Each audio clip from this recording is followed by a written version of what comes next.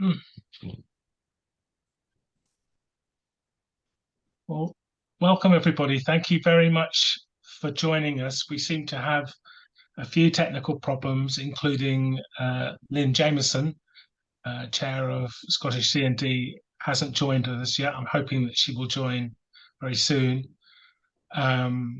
But welcome to you. My name is Chris Cole from Drone Wars UK. We're aiming to have a very interesting hour or so session this evening, examining and exploring the implications of the UK's and the US's increased commitment and designation of space as a focus for military operations. We've got a number of excellent speakers with us tonight. I'll introduce each of them just before they speak. They'll speak for about 10 minutes or so, around 10 minutes, and then we'll open up to questions and comments from the audience. If you can put your questions and answers either in the Q&A button, using the Q&A button at the bottom of the Zoom, or through the chat, that would be great. So first up, I'm delighted to introduce Dave Webb, who is former chair of CND, Campaign for Nuclear Disarmament. He's currently a member of the steering committee of Drone Wars UK, and he's convener of the Global Network Against Weapons and Nuclear Power in Space, and recently co-authored our joint CND Drone Wars report examining the UK's militarisation of space. So over to you, Dave. Welcome. Thanks very much, Chris. Is that okay if I share my screen? Yeah. How does that look? Can you see that? Oh, that's for Okay. Jolly good. So a new space race is underway, and it's driven by military and commercial interests. Satellites are getting smaller and cheaper to build and launch, and there are so many important everyday applications for them: communications, broadcasting, finance, weather, and much more. Space business is big business and looks like becoming a $1 trillion industry by 2040. Governments are increasing their spending, and the US government is outspending everyone else. And a major driver of the increased levels of government spending in space is the race for commercial and military dominance. The military has become dependent on satellites for surveillance, communication, intelligence gathering, command and control, early warning, missile targeting and guidance, and drone operations, amongst other things. The UK is taking space very seriously from both the commercial and military viewpoints, believing it offers financial benefits and international kudos. The annual MOD report for 2020 to 2021 included the following statement: the space is fundamental to military operations and underpins our ability to undertake the majority of defence tasks. In February 2022, the MOD published its Defence Space Strategy, which described how defence will protect the UK's national interest in space in an era of ever-growing threats. The strategy included a portfolio of programmes for developing space assets and allocated some £6.4 billion to various space projects.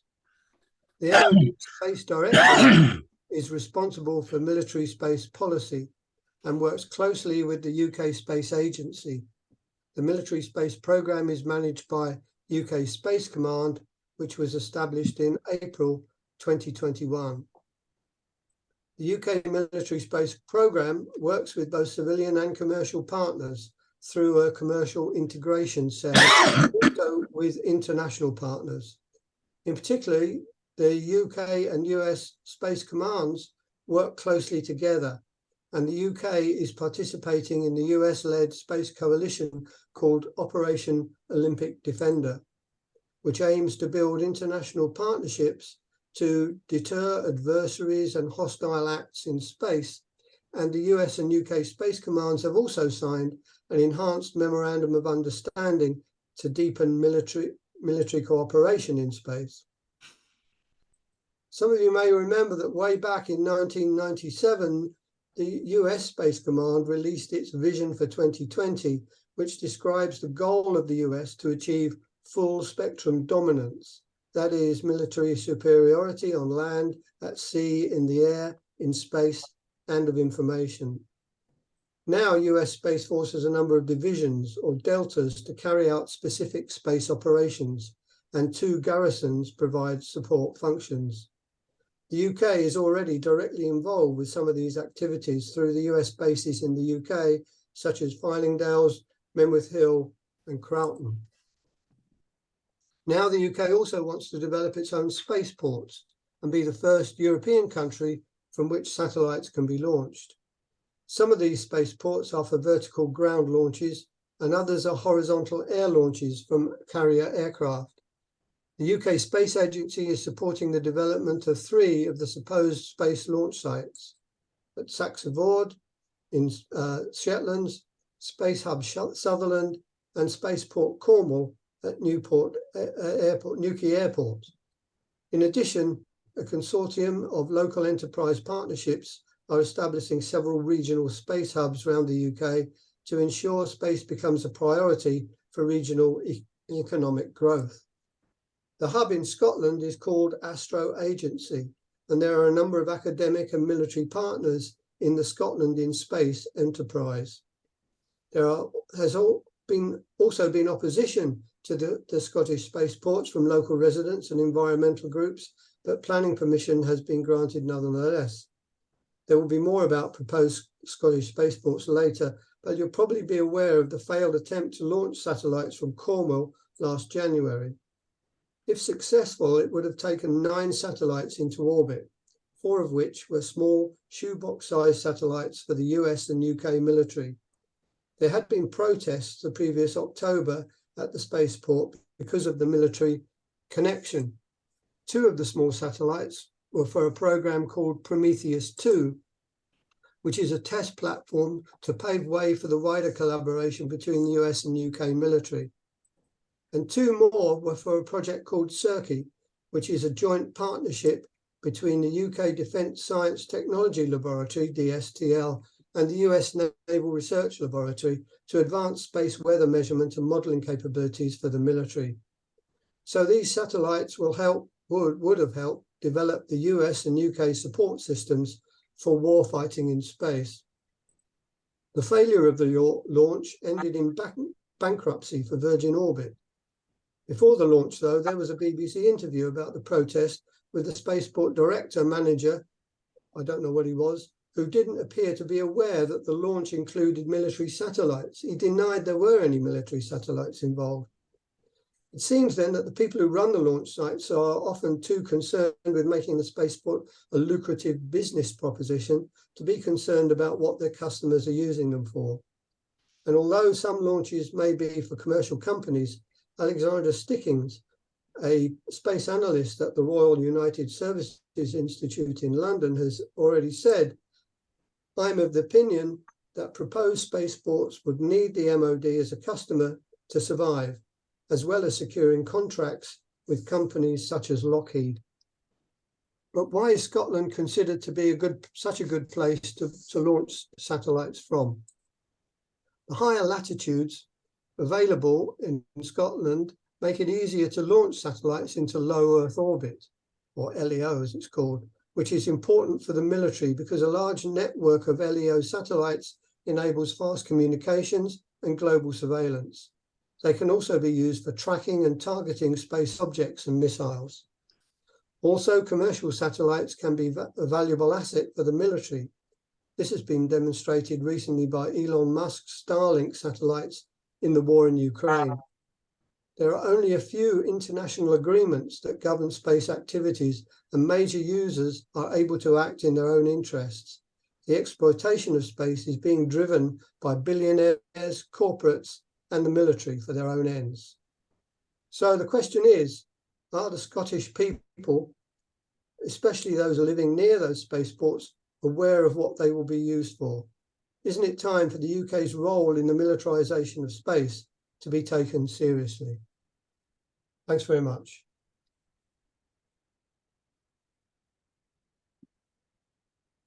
Thanks very much, Dave. And thank you for unsharing your screen there. I can see a few more people have managed to join us. Apologies to those who have had technical problems joining us. And perhaps most importantly, a very big welcome to Lynn, who has managed to join us. Thank you very much, Lynn, and welcome. I've been chairing in your absence. I don't know whether you are okay to take over now, or would you like me to carry on? Thank you very much, Chris, and I'm sorry about that. I don't know what was wrong with my link, but something funny happened. So humble apologies to everybody. Do you know if all the participants have managed to get on? Because Peter is having a bit of trouble as well. Yes, Peter's not participating, but Dave has just spoken. Yes, no, I understand. He was saying he was maybe having trouble with his link as well. So thank you so much, and thank you for chairing in my absence. So I believe we're now going on to Jill Stewart from the London School of Economics. And actually, Jill, I'll just hand straight over to you and let you properly introduce yourself. Thank you so much. Yeah, sure. So I'm Jill Stewart, again at the London School of Economics, and I'm a specialist in the politics, ethics, and law of space exploration and exploitation. And when I was thinking about what to say tonight, given that a lot of the other people on the panels probably know more than I do about some of the intricacies of this, I thought I would go through sort of a bigger picture background on the issue of militarization and weaponization of space and really the history of it so that we can sort of understand more in depth where we are now. So I'll be talking about space militarization, and I'm also going to say a little bit about securitization. So when we talk about militarization in space, the backbone of this really is the Outer Space Treaty of 1967, which was the first treaty that was drafted for outer space and is sometimes referred to as the Constitution for outer space because it's been widely ratified. And it says a lot of different things about space being the province of all mankind, that it should be free for exploration, that it is not subject to national appropriation by any individual nation state.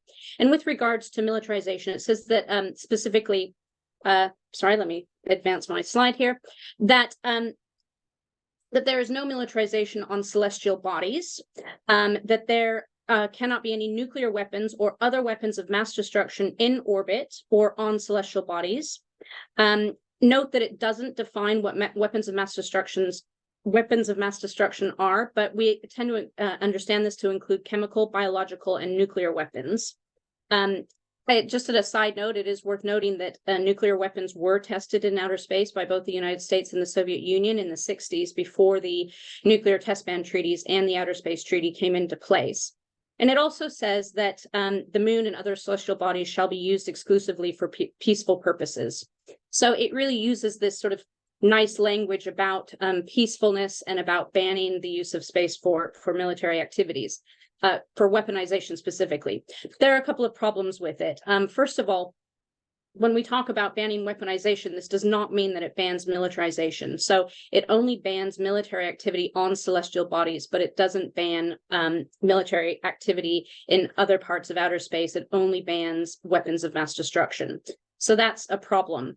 Having said that, it would be incredibly difficult to monitor military activity in space anyway, because of the dual use nature of most technology that we have in space. So a satellite can be equally used to, for example, monitor the movement of migrants or natural disasters, as it can be used to monitor the movement of troops. Global positioning satellites are used for us every day in safety of life. The uses such as for airline navigation, but equally for militaries. So most of the technology that is up there is dual use technology, so it can have both civilian or military purposes, and that makes it really tricky in terms of regulating and monitoring. And the other issue that we have is there are other kinds of weapons that we can use in space other than weapons of mass destruction. So specifically, there's no ban on air, ground, or conventional space-based weapons, and also there's no ban on anti-satellite weapons. We also understand that weapons of mass destruction can pass through space, atop intercontinental ballistic missile, for example, but they just can't be exploded in space. So there are some issues there. So that's just a really brief background to the Outer Space Treaty, which again, there has been other layers of agreements and treaties on top of it, but that's really what forms our background understanding for what the regulation is in this area. I wanted to just say something briefly around ethics, and that's to talk a little bit about this idea of positive versus natural law. So there's this theory that natural law believes that our civil laws should be based on morality, ethics, and what is inherently correct. So this, in my mind, is sort of what we intend, what the intention is behind a law or a treaty when we write it up. This is in contrast to positive law or human law, which is defined by statute and common law, and it may or may not reflect the natural law. So we want it to reflect the natural law, but it's what actually ends up getting written down. So what this basically means is the current laws that we have may have had certain intentions, but it is very typical for states and other entities to find loopholes in the law as it is written, or to justify behavior in terms of the existing law. So they may do things that are questionable, but they'll justify their behavior using the language of the existing laws as they are. So just as an example that's not military related, but I've always found it interesting, I mentioned earlier that the Outer Space Treaty says that no country may lay claim to celestial territory. But so some people have said, so that's sort of the natural law. The intention was that nobody would be able to own outer space. But of course, the treaty was written in the 60s before there were more commercial entities interested in outer space. So there are now some people who look at the law in a positive sense and say, well, it says countries can't lay claim to celestial territory, therefore companies or individuals can. So that's just an example of the ways that people sort of interpret law once it has actually been written down, even if it doesn't, if that doesn't fit what the original intention was. So I would suggest that this can be a problem because it allows states or other entities to justify their behavior within the pre-existing laws. But it also means to me that there is space for resistance and discussion. So just as someone can justify a behavior in what we might interpret as a negative way, using anti-satellite weapons, for example, because technically they're not banned, we can also critique that behavior within the language of the law. So again, coming back to anti-satellite weapons, they're not banned by the Outer Space Treaty because they're not a weapon of mass destruction, but there has been an international outcry against their use because they still violate sort of what the normative intention was of the law in the first place. And there are now discussions about banning them. So I just still think that there is a place for resistance. And then my only final note that I wanted to mention, particularly as I know that I think Tim's going to be talking about the environment. So I wanted to mention this idea of securitization. So I've been researching in this area for a long time. And one of the things that I think is interesting is how we have come to define security differently. So securitization specifically is when we come to understand a political issue as a security issue. On the critical side of things, sort of the negative side of things, again, this can be used to justify behavior that is beyond what would normally be done and is therefore concerning. So states can say, this is a security risk to us, and therefore we need to take extraordinary measures, or we're justified in taking extraordinary measures. So they securitize an issue in order to open up new avenues of activity that would otherwise be deemed inappropriate. But again, I would highlight that securitization is not just negative.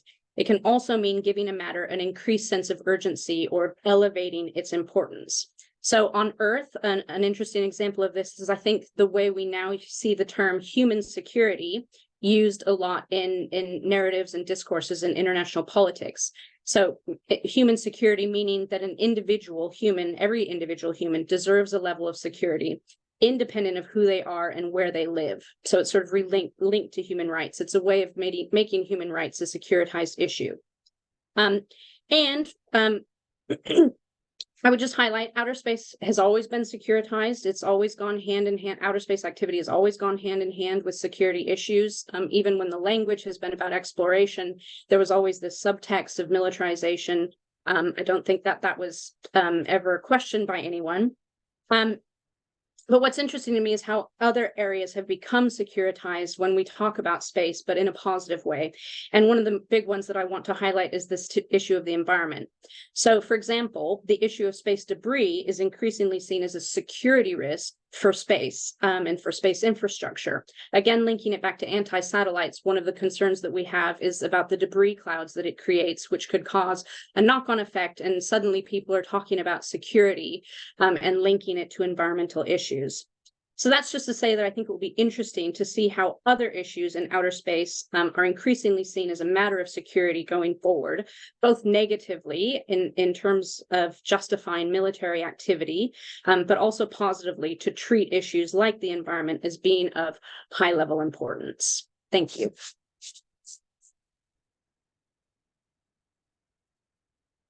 Oh, very well timed. Thank you very much. And I'm sure that'll generate lots of interesting thought. So, but we're going straight on to the next speaker, George Gunn. George will be well known to, I think, many people. And he's actually, well, he's a very famous person in his own right, but he's speaking to today about Moyne, this precious environment where there is planned to be a spaceport, the Moyne Peninsula. Yes. Can you hear me, Lynn? Yeah. I can indeed. Good. Thank you. Well, I'm not an expert in anything. And I really want to talk more about what happens on the ground as opposed to what happens in space. Just to tell you, though, I know what's happening in space tonight. The Northern Lights are out just above Thurso, so that's about the only thing that actually fascinates me about space. The Moyne Peninsula is it's 20 miles east of Cape Wrath and some 80 miles west of Chauny Groats. It sits on the north coast of Sutherland, and it's a big lump of peat bog, which is part of what is known as the flow country. And what interests me is the politics of all of this, and what I would consider just the endemic corruption that it goes along with it, and as another instance of the encroaching militarisation of the north of Scotland. We already have a firing range at Cape Wrath, where every summer the combined forces of NATO, which are always over the horizon, you never see them, can fire live missiles at Angarvalen, which is a lump of rock just off Cape Wrath. It's the only place in the world they can do this. And just tonight, we've had military jets flying over Thurso. This happens all the time. So they use the north of Scotland as training for their bombing runs. And during the Iraq War, every week there was fighter jets flying over here training, probably using Thurso as a sort of substitute for Basra. Anyway, what's happened with the spaceport at the Moyne is that the information was given to the people of Caithness and Sutherland as you know, this was a really good thing that was going to happen, and we should be so grateful that we were lucky enough to have a spaceport placed on the Moyne, and there would be lots of jobs. There's 500 jobs quoted, then there's 400 and 300 jobs. And the reality is, for the local economy, if a spaceport ever is built on the Moyne, and I hear my doots, there will be a few jobs maybe, but there'll be 0 hours contracts for security guards at the gate. That's the story. And I went to a meeting, just to inform you, I went to a meeting at Tyne Melness, which is the community hall in Melness on the Moyne, where this new company that suddenly appeared and was made up of personnel, chief executive of Caithness and Sutherland Enterprise from the Highlands and Islands Enterprise, and 1 or 2 senior managers from Doonry Site Restoration Limited, amalgamated almost mystically to become the Sutherland Spaceport Company. And there was a whole lot of propaganda, and people were asked to come to the hall, and there's all this stuff about how wonderful it was.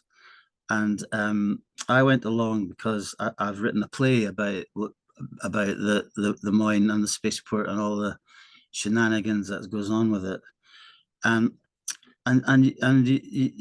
from the way that the spaceport company, you know, the enterprise guy was talking, you'd think that we were getting the second coming. You know what I mean? It's just, it was laughable. And there were all the engineers from Orbx who make the rockets, all standing around with their display in their little Orbx uniforms, looking for all the world like the crew of Thunderbirds.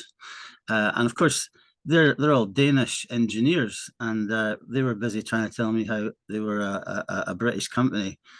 And I said, well, you've got a big shed in Forest where you're going to put all these rockets together, but you're actually based in Copenhagen with a huge plant in Germany.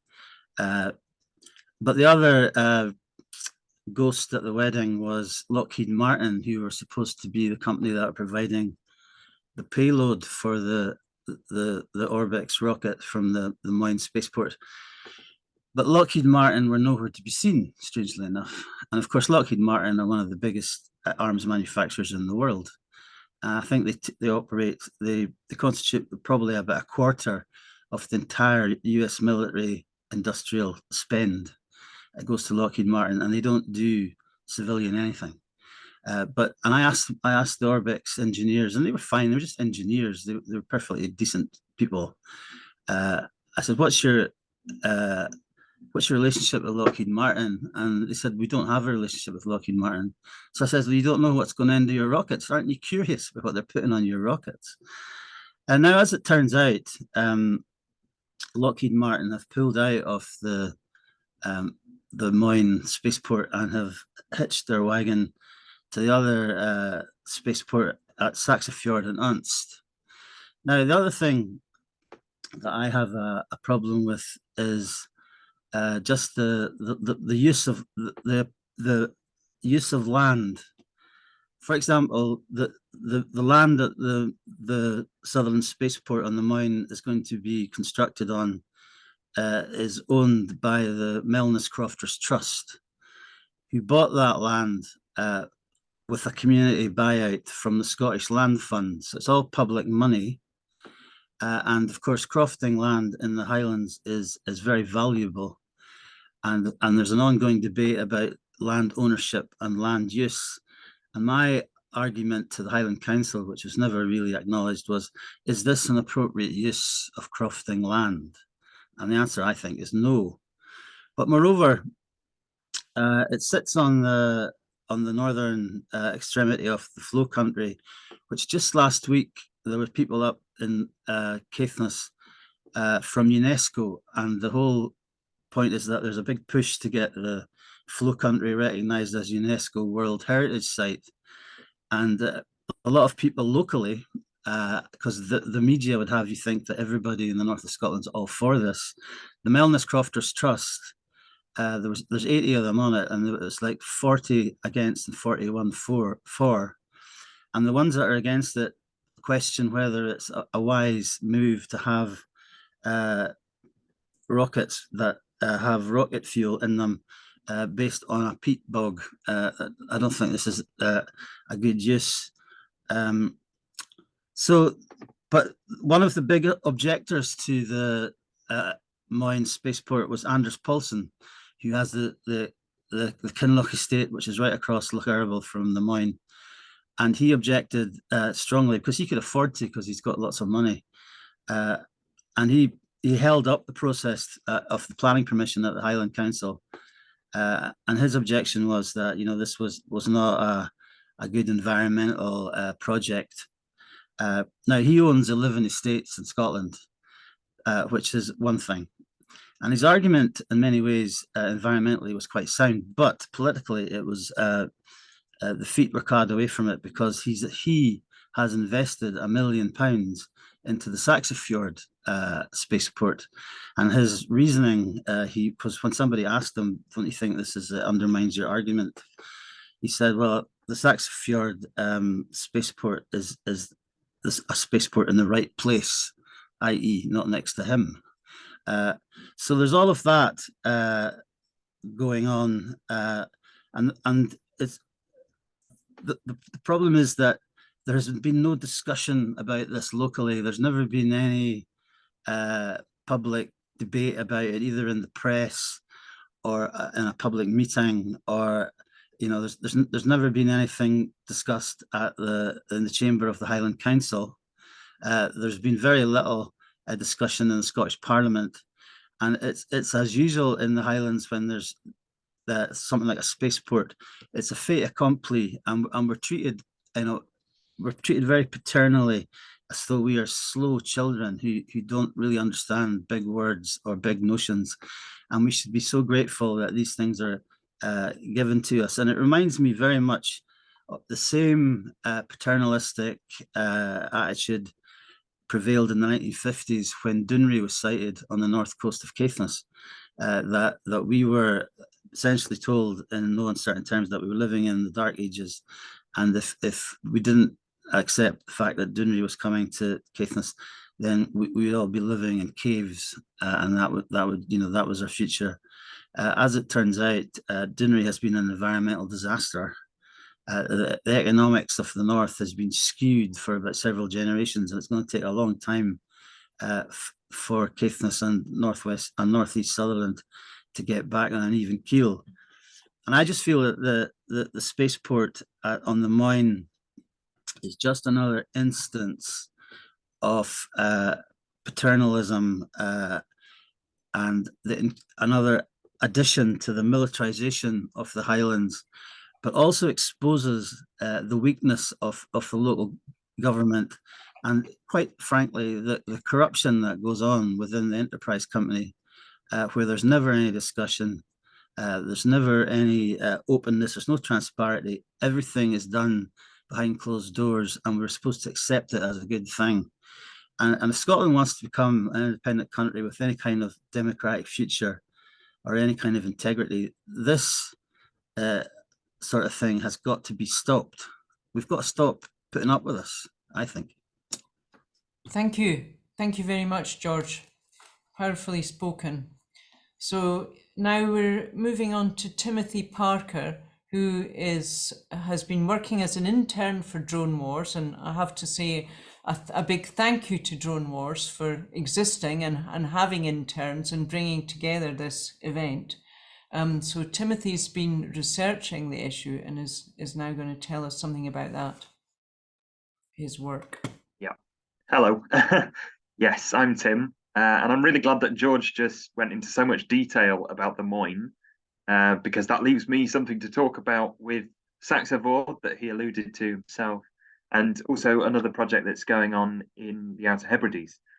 So I'm going to also talk about the environmental impact of these spaceports that are under construction. Some of them have actually already been built. The Saxe-Ford is pretty much ready to go, because, like we've all been saying, all of the criticism has just been swept completely under the rug. There's been no discussion about it. And I mean, evidently in Shetland, there's been no wealthy landowners nearby to stall the process. So I'll start with Saxe-Ford, actually. This is probably the spaceport in the UK that's going to see action first. So Saxe-Ford is hoping to launch a suborbital rocket, rather, either later this year or very early next year. Indeed, recently, in the last couple of weeks, the Civil Aviation Authority waived the necessary spaceport status for Saxe-Ford so that they could launch suborbital rockets, which don't require certain certification. And then they're hoping to launch orbital rockets with satellites mid to late next year. So this is really something that's very much coming over the horizon quite quick at the moment. But to touch on the environment, just like in the Moyne, the Saxe-Ford project is an environmental disaster. Of course, everyone is quite right to say that, you know, if you're going to have a spaceport, build it so it flies over the sea, away from population centres or whatever. But the fact of the matter is that Saxavord is built 3 kilometres away from one of the UK's largest seabird colonies. There's over 100,000 breeding pairs in the Herman Nest Nature Reserve in Unst. The noise levels that are going to be produced by Saxavord are, you know, maybe to you and I, not uncomfortable. It's going to be about the same noise levels as a busy road. But imagine imagine you're a seabird in your nice colony, and suddenly you've got a space launch site just round the corner. It's going to be disturbing the birds. Undoubtedly, that was already in the environmental impact assessment for the project, but once again was dismissed. And again, like George was saying, this isn't just an environmental issue, because the sorts of payloads that are going to be put on these rockets in Saxavord in Shetland are, of course, going to be tied to the military and for military uses. Like you said, Lockheed Martin has shown interest. Peter and I, actually, Peter's another person from Drone Wars, for those who don't know. Peter and I spoke to some folks from BAE Systems.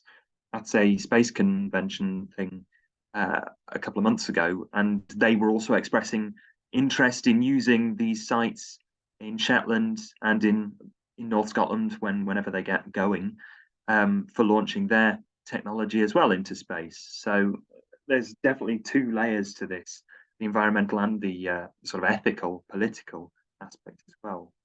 And the second site that I wanted to talk about is in the Outer Hebrides. It's near a place called Skolpeg, which is just around the corner from the lookout point, the viewpoint, to look at the UNESCO World Heritage Site of St Kilda, which isn't too far in the grand scheme of things from the launch site. And indeed, the launch corridor, which has been proposed for this launch site, will send rockets directly over the top of the UNESCO World Heritage Site, which again has enormous seabird populations, is very important for the natural environment. In that, the environmental impact assessment for that project acknowledged the risk of sonic booms, which again is something you really don't want when you've got seabirds, or any birds, or any animals for that matter. I can tell you from my own personal experience, I'm from Lincolnshire originally, which again has lots of air bases. And a couple of weeks ago, a fighter jet was scrambled, and there was a sonic boom over my house, woke me up in the middle of the night, terrified me to death. But that's going by the by. There's all sorts of environmental issues that we don't just consider, you know, not just the things like having rocket fuel next to peat bogs or firing rockets next to nature reserves. Another impact, environmentally speaking, is flights being rerouted, because every time one of these launches takes place, the space above them, the air, has to be cleared of potential hazards. And that includes domestic flight, not domestic flights, rather, aeroplanes, commercial flights, that's what I'm after. And so in Shetland, for example, the proposed launch path would impact up to 76 flights a day if it were to go ahead. Now, Saxavord is at the moment not launching anything, but they want to launch 30 rockets a year. And so that's 30 days out of every year in which 76 individual flights are going to be rerouted, which is not an amount that we could simply ignore with the extra fuel burn. You have to send these planes sometimes hundreds of miles out of their way, which of course results in extra emissions. Indeed, in Skolpeg, the project has very recently, in the last couple of weeks, come under fire for it coming to light that actually the sort of CO2 emissions that are going to result from these launches is 30 times more than they initially suggest. So all in all, there's so many different environmental impacts that these projects are having, and it really hasn't been discussed at all. So I'm glad we're discussing it now here.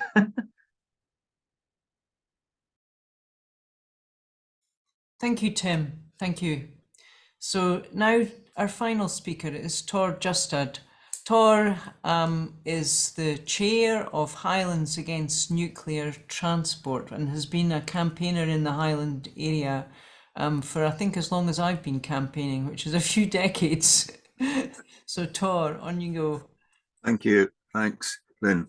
Good evening. Yeah, my name's Tor Justad. I'm from Norway originally, but have lived in Scotland almost long enough to be considered Scottish, but that might take a few years yet before we get independence.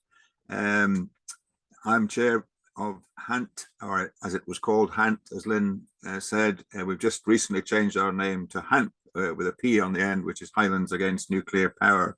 So we're opposed to all forms of nuclear development in the Highlands and in fact anywhere in Scotland. And as Lynn says, I've been involved in anti-war and anti-nuclear campaigning for many years.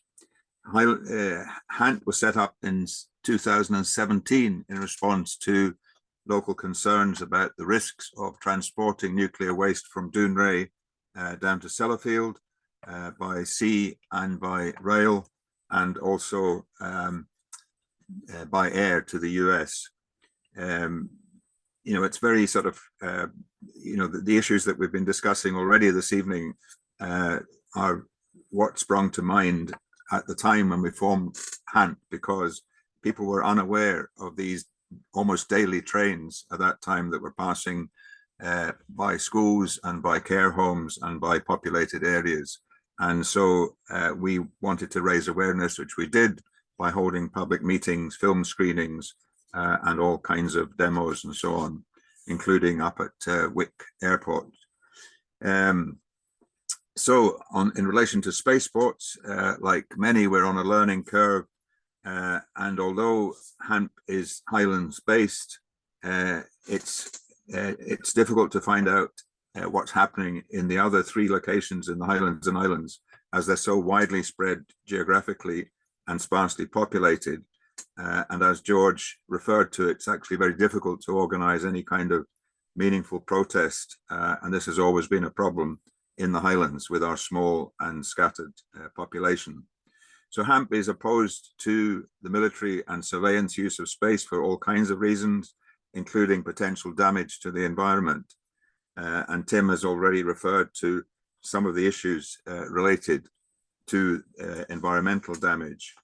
There's a group in Skolpeg called the Friends of Skolpeg, and they've called for a public inquiry because they can see the potential damaging effects to birds, to the nearby RSPB reserve at Balnraid, and to other animals and birds in the area. When it comes to Shetland, I was there earlier this year in July, in fact, and I was told by a staff member of Saxavord Spaceport that there would be minimal military involvement in the spaceport's activities.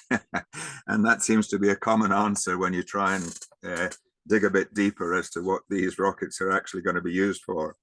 But of course, as has already been said, Lockheed Martin are involved in the Shetland project. I lived in Shetland for 9 years, so I have a range of contacts there. But despite that, it's been very hard to find any kind of concerted protest against the Saxavord project.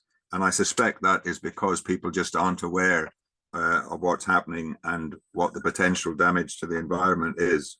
There's huge opposition, or half of Shetland is opposed to the huge wind farm currently being built, but very few seem to be concerned about the spaceport so far.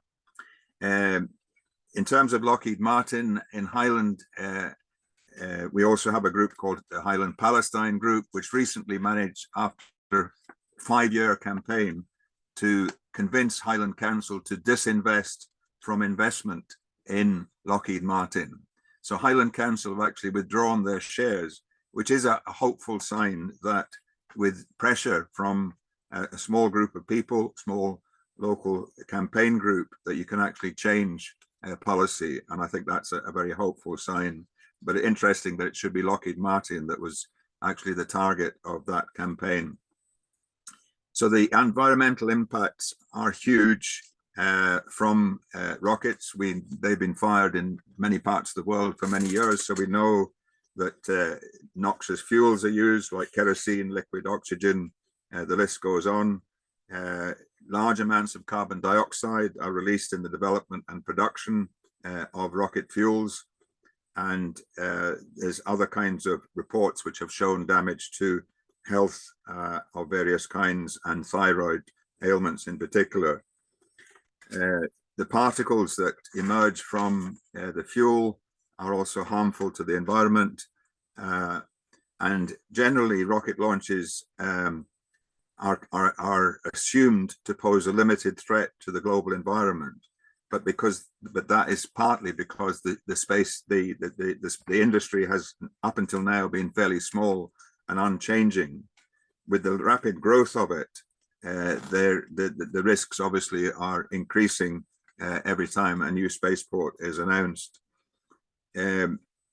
There's also the ludicrous suggestion that some of these rockets in future could be powered by nuclear power. We're obviously very concerned about that as an anti-nuclear group, and companies such as SpaceX, OneWeb, Boeing, and Amazon are planning to establish networks of thousands of satellites around the world. So this will change the environment totally, and we should all be concerned about that increase. Communities are being promised, as George said, income and jobs, but those hosting existing sites have also just experienced disruption and ecological damage, and there's limited employment created. Rolls-Royce Defence are the ones who are looking at the options for nuclear propulsion for deep space exploration. And of course, Rolls-Royce are one of the big partners at Dounreay, so we should keep a very close eye on any future developments at Dounreay in relation to that ludicrous proposal. In 1999, and Drone Wars UK has done the research on this, a professor from University of Hamburg laid out 8 criteria for the assessment of future space projects, and I think these are fascinating to note, because I think we can all use these in a way as guidelines to how we could campaign in the future. So first of all, to exclude the possibility of severe catastrophe. We'd all want to be party to that. We'd want to avoid military use and proliferation. We want to minimize the adverse effects on health and the environment. And we want to assure that as these go ahead, as they may well do, as is predicted, then the technical quality and the reliability have to be of top quality, and there should be social compatibility and strengthening of cooperation. And last but not least, that all projects should be justified in public debate, which obviously has been missed in Scotland so far. So just to summarize, HANT will, for our part, will continue to oppose any spaceport development which poses risks to the environment. And the public, we want to cooperate with the public and with Scottish CND and Drone Wars UK to continue this opposition. We believe as more facts about spaceports become known, there will be greater opposition and an increase in organised campaigns. Thank you.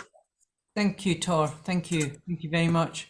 Okay, so great. Thank you. So we've had very excellent contributions, but now it's time for the audience to get their chance. And some people have already been availing themselves of the question and writing messages in the question section.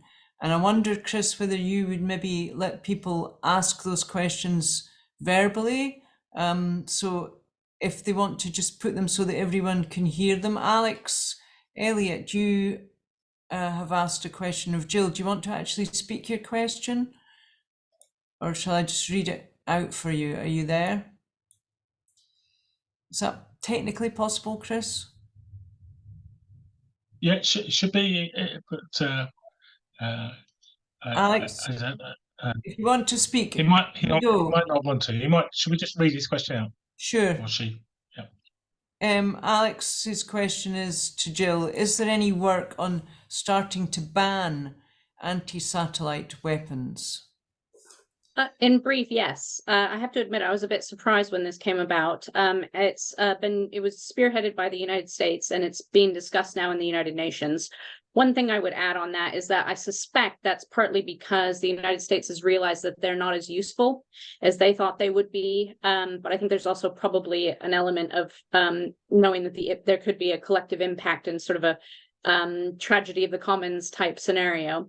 But yes, there is a movement towards it. There hasn't been a huge amount of signatories, but it's something that's continually being discussed through the United Nations. There was only one other thing I was going to say on that, that they might not be finding them that useful. Just to say that we have seen sort of the end of the era of big treaties for outer space, but I wouldn't be surprised if we see a sort of an opt-in. I know the other thing I was going to say is I wouldn't be surprised if the United States is partly motivated by wanting to be seen as a leader in this area. So if it's an area that they have realized is not all that useful, then it's something that they can do to be seen as making movements towards peaceful activity in space as part of that whole narrative.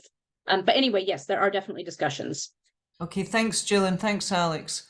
So we had an anonymous question to Dave. Which spaceports will have the strongest links to the military, and are any of them MOD funded?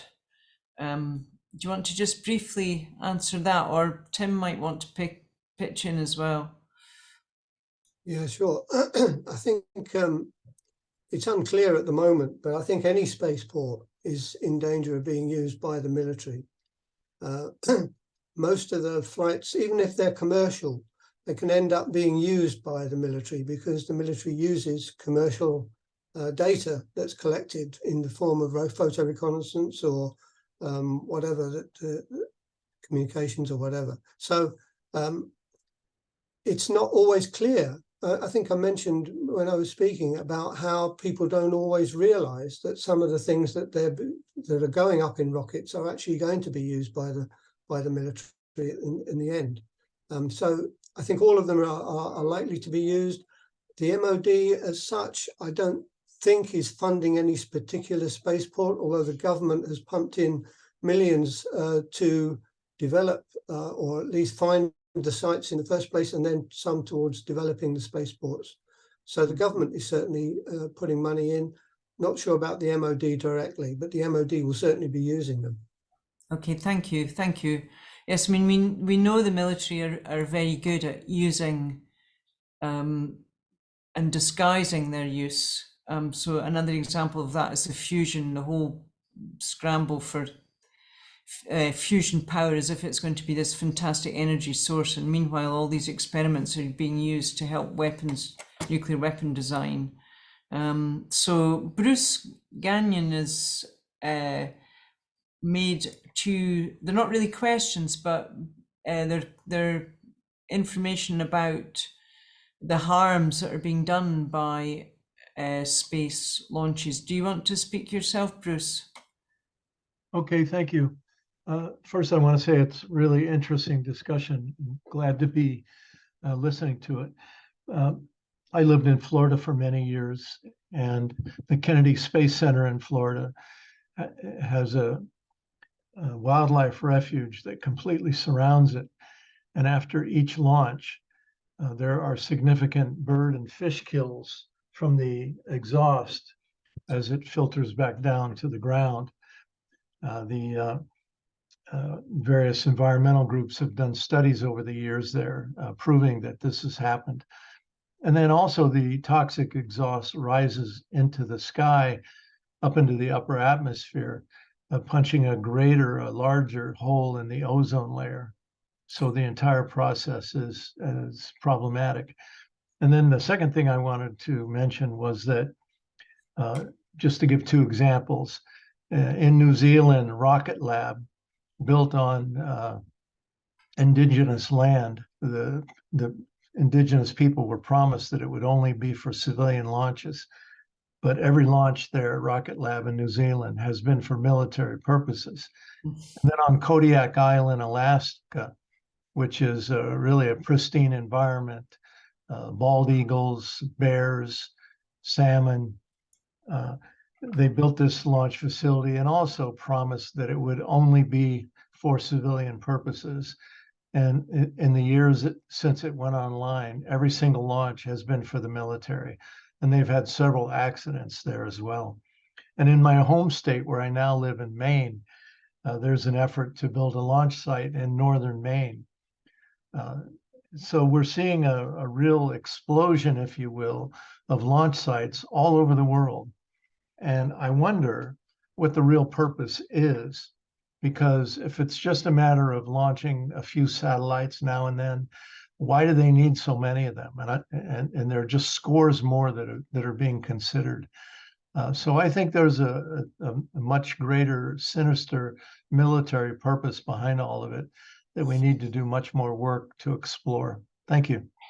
Thank you very much, Bruce. Thank you. That was very informative and good to hear about. Okay, so that's, I think, all of the contributions that are already pre-written. Anyone wishing to speak further? Yes, Dave and Tim.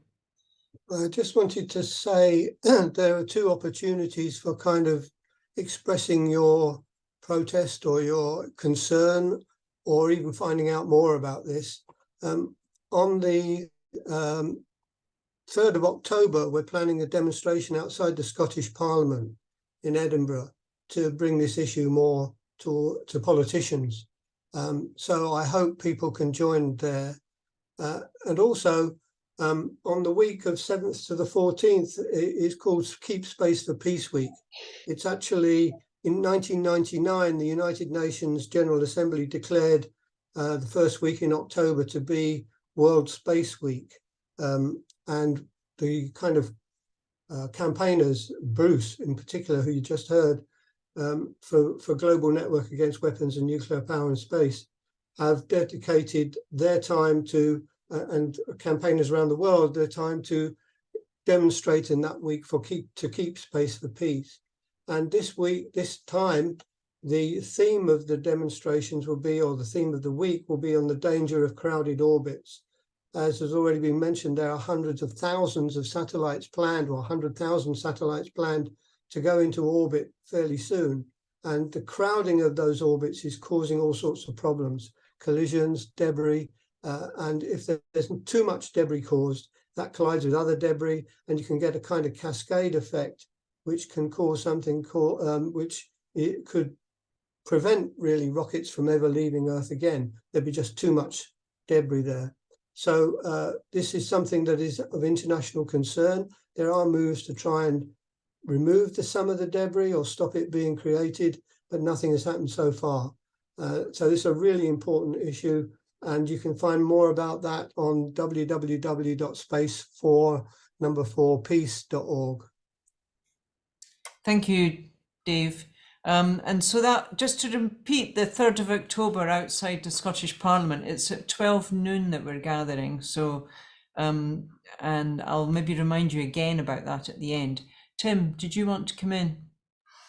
Yeah, in fact, it's good that you mentioned the demonstration, because I think this is something that needs to be urgently talked about. I mean, Bruce mentioned Kodiak, right?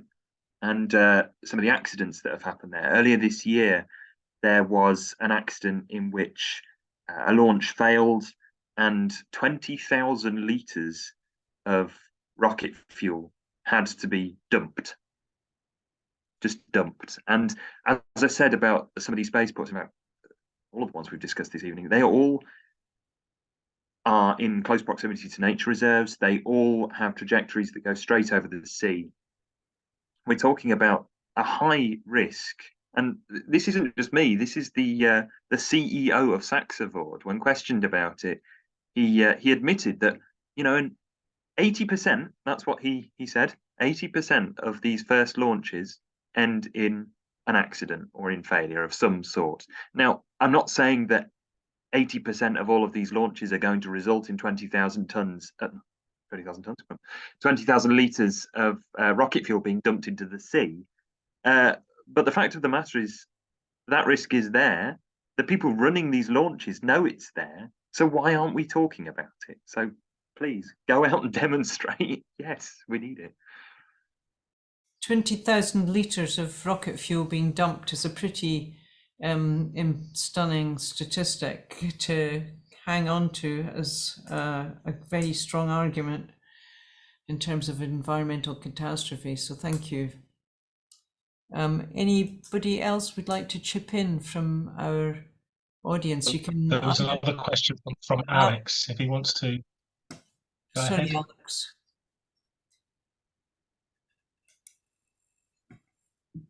Would you like to unmute yourself, Alex? Oh, hell yeah. Yeah, I don't really have any more questions. But yeah, it's a very interesting subject, and I live down near Newquay, so I'm going to keep my eyes on that area. Great, thank you, Alex. And also Alex Armitage, sorry, has put in a question. Could I ask a question about the risk of space launch sites being potential targets of foreign military powers? Anyone want to pick that one up? Yeah, I think that's probably right. Especially as the US Space Command, US Space Force is now looking at ways of replacing satellites should they be required to at short notice. So if something gets knocked out during some kind of war or skirmish, as they say, then they can really quickly put up another satellite. And they may be looking at any places, like Bruce has mentioned, there's going to be quite a few spaceports around the world soon if none of them are stopped. And so Scottish spaceports would be an ideal place really for the US to put up more satellites and replace ones that are being lost. That makes that a target, like all the US bases in the UK are targets during a war or something that the US is involved in. So I'd say definitely yes. Okay, thank you. Thank you for that, Alex Armitage. Anyone else? Okay, Tor, you've got your hand up. On you go. Yeah, just to mention the point there about you know, a lot of the early launches being expected to fail. The Elon Musk's SpaceX company has a principle of test, fly, fail, fix, and repeat is their attitude to the space program. And I think that kind of tells us clearly what their intentions are, a bit like American businesses, which are kind of expected to fail and then rise from the ashes. So yeah, I think we should be aware of that. Yeah. So thank you. So I think that's just giving us further fuel, if not to be too sort of clever with the words about it, for argument against this. And so I think we've been over an hour. We probably should just draw to a close. So I thank the speakers in the conventional manner. Thank you so very much. I hope that the people who are on the call, some of you might manage to get to outside the Scottish Parliament on the 3rd of October at noon. And if you are far away and not able to do that, that you'll be keeping an eye on it in other ways, and that you will be maybe encouraging anyone you know who could get there to get there. And we could be lobbying our members of Parliament, our MSPs, our MPs, making very clear how strongly we feel that this is the wrong direction, and not a way to try and invest in our local economy, not in remote rural areas, not anywhere. So So thank you very much to Chris and for everybody. Chris, do you want to say any final signing out? Yeah, yes, I've just noticed one final question. Somebody suggested that we put people in touch in Scotland with those campaigning in New Zealand and Alaska against spaceports, and I think that's something that we want to do, and perhaps can do through the international Keep Space for Peace campaign. And I also want to. I'm aware that some people had some technical difficulties joining us, so some people may be watching this on catch up, if you like, on recording. I just want to apologise that just live. Not sure what the problem is. We've had lots of these, and they've all gone fine. So apologies to you, but thank you very much to attended, and to our speakers. Just to thank Lynn as well. Thank you.